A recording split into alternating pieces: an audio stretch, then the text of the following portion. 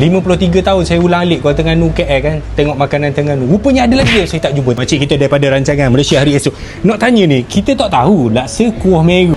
Okey, kita kembali ke Seri Pentas. Rupanya tempat ni tak ramai orang tahulah. Kita orang tanya dekat page pun tak ada ramai yang nak respon. Orang Kemaman dia memang tak tahulah dia sembunyi ke dia rahsia ke, tak tahulah. Come on Abang Jaafar, kafe bawah atas laut pun kita cari. Mana ni?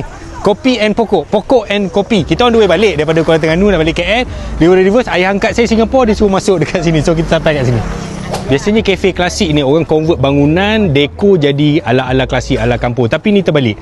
Ini rumah kampung, original tanah-tanah kampung sini, kampung besut ni. Dia orang convert jadi kafe. So yang klasik convert jadi moden, moden jadi klasik. Suasana dia memang macam kampung. Kita boleh nampak reban ayam. Ular tak ada ni naik malam-malam ni kat sini.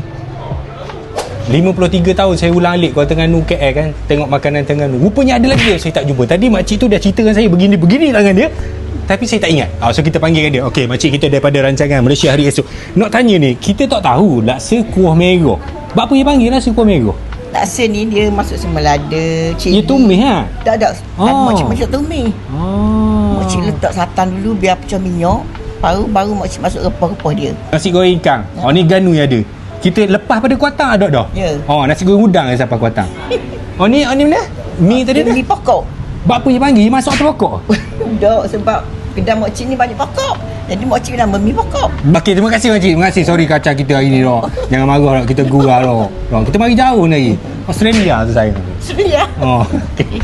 Okey, kita kembali ke Seri Pentas. Macam mana kita nak tahu laksam tu laksam Kelantan atau laksam Terengganu? Laksam Terengganu, dia ada belacan Terengganu. Belacan ni, dia buat kat belakang rumah Ustaz Uzahri Ros.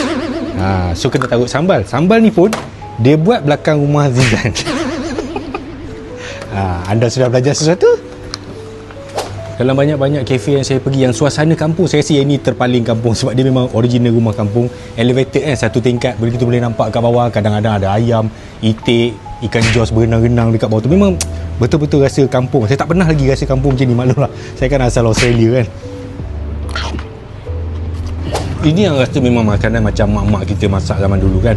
Apa yang ada waktu pagi tu, dia selongkar-selongkar bawah tudung saji tu ada ikan, goreng sekali dengan nasi kan.